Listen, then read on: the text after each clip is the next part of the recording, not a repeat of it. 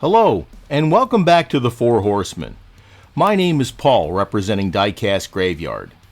Myself, along with my fellow builders, Keith from Outlaw Speed Shop, and Xavier from Diecast Show Customs, make up the Four Horsemen.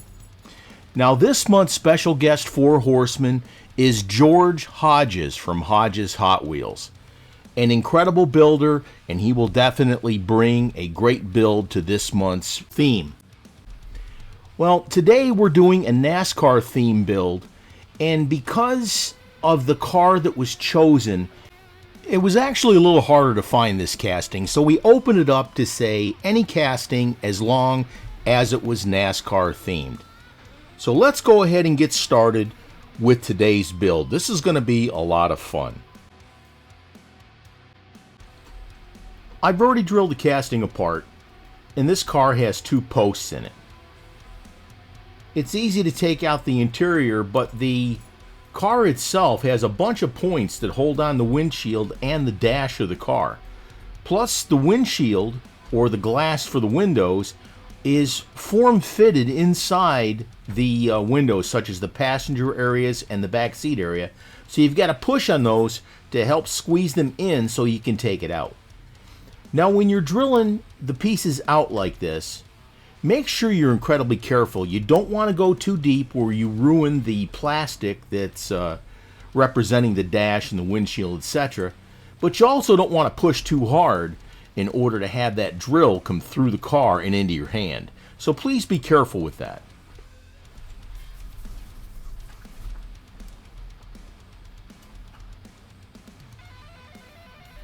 Just take your time with this. There's no hurry because you don't want to hurt yourself. That's the biggest thing. And I'll tell you, I've had times where I've gone through pieces like this where the drill has slipped and gone into my fingers and like that. Now, a lot of people use the bench to drill, and I've started doing the things a little bit differently also. But just take your time and just please be careful. You don't want to have a drill go into your hand, because if you never say curse words, there's just something about putting a drill bit into your hand that makes those words come out regardless. Even if you're a Christian, God-fearing man or whatever religion you pray to, yeah, it'll definitely make you say the words that you would never say in front of your grandmom. There we go. We got the dash out.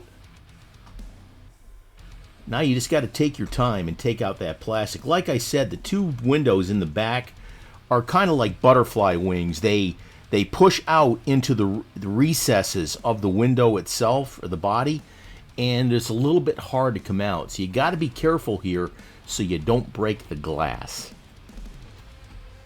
The front portion comes out with no issues. It's the sides and the back that have a little bit of a problem getting that out.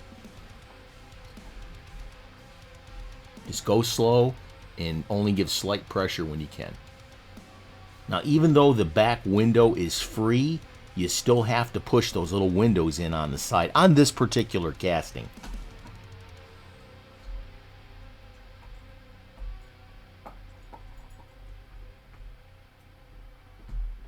This one is definitely being a booger.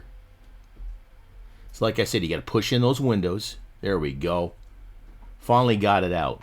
Now that you got them out, make sure you didn't break anything, and then go into the body itself and smooth out those tabs so the window will go back in that much easier. Let's go ahead and continue on. Here we're going to dip it in the citrus strip, and this is going to strip all the paint off. Now, one thing I've started doing recently is normally I would go ahead and drill the posts out and then put the screws in before I put it in the citrus strip. I found out later on that I drill the post after, And the reason I do that is because once you drill the post in, put the screw in like that, you tend to get some of the citrus strip that sticks around the post. And when you go to paint the car, unless it's been cleaned really well, it's liable to start to peel the paint underneath the car. And it's just something that just doesn't look very good. All right, this has been sitting for about 2 hours, but that did a really good job on that paint. Let's get it cleaned off and get it ready. Here I've taken the body after I cleaned it up with some degreaser, and I sprayed it down with the Tamiya primer. Now these are the measurements that I took of this car. You need a straight on shot and you need to measure bumper to bumper. You don't need to measure both sides because they're both the same size. I measured the width of the car from fender to fender.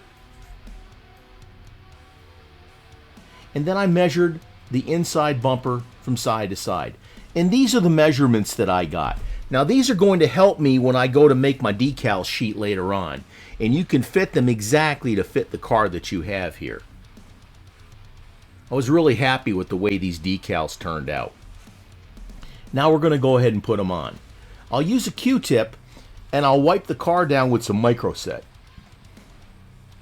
Now this is just the primer. Normally I would put a light coat of clear on the car and it will help your decals adhere better.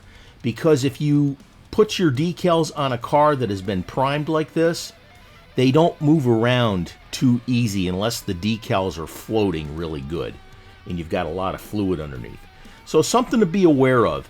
Put a light clear coat on there to help your decals slide a little easier so you can fit them into place better.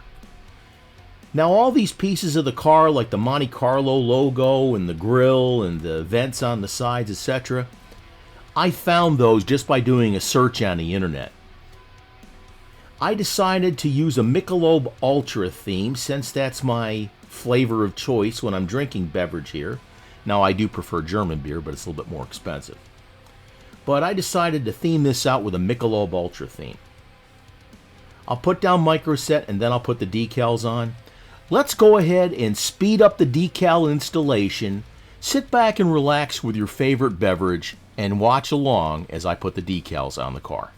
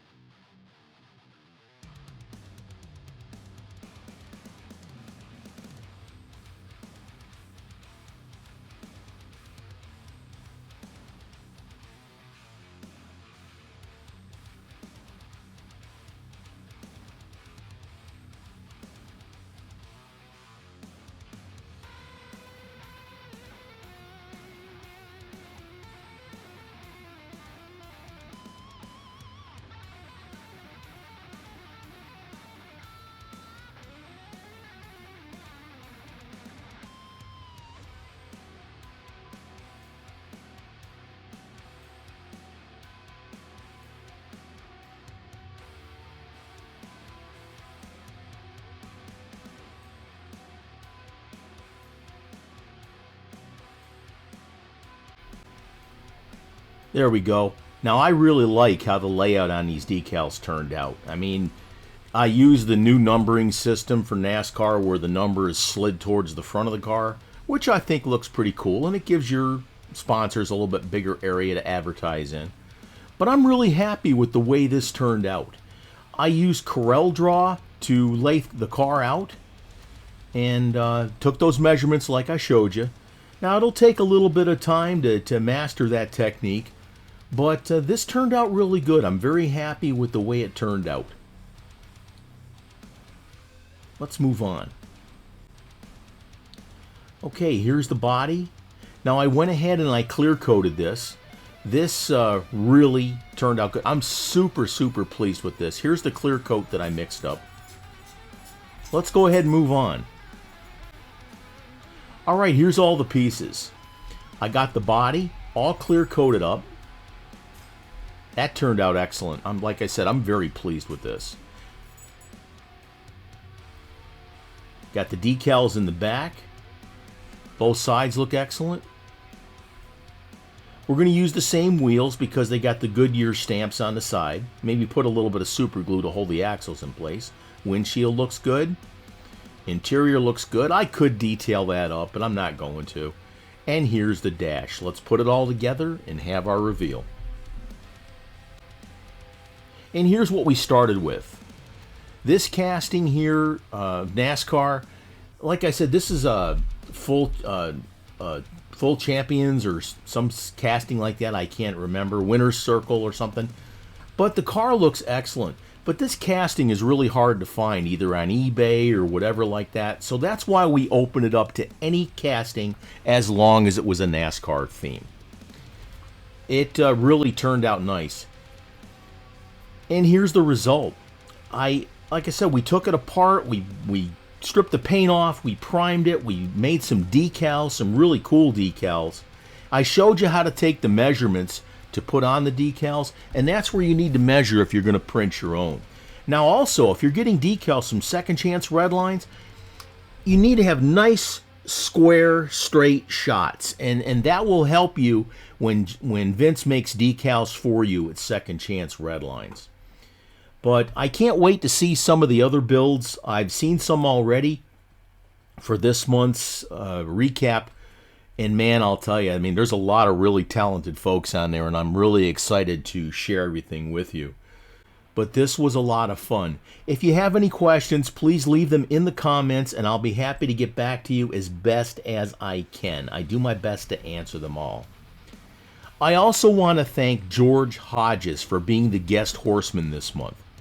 Now, I'm going to leave a link in the description of Keith and Xavier and George Hodges' YouTube page. And if you don't subscribe to these folks, you really need to, because they're excellent builders and they put out a lot of great content. We're going to have a lot of fun with this. Send your glamour shots to 4horsemendiecast@gmail.com. Now, if you have a YouTube page, fantastic. If you don't have a YouTube page, you can still participate in these builds. Also, if you have a logo, please send the logo and we can represent you properly. Now, with this, only send one good picture, okay? For the month of March, the build is the AMC Rebel and the theme is Shiny Rust. You have Xavier to thank for this pain and suffering. No, seriously, this is going to be a fun build, and I look forward to seeing whatever you folks come up with. This is going to be extremely cool. Now, like I said, just because you don't have a YouTube page doesn't mean you can't build and then send your glamour shots so we can give you the appropriate credit that you deserve. Next month's guest horseman is Ricky from Irie Fix Diecasts. This is going to be an incredible contribution to the page. Thank you so much for joining us at the Four Horsemen. Again, check out the descriptions.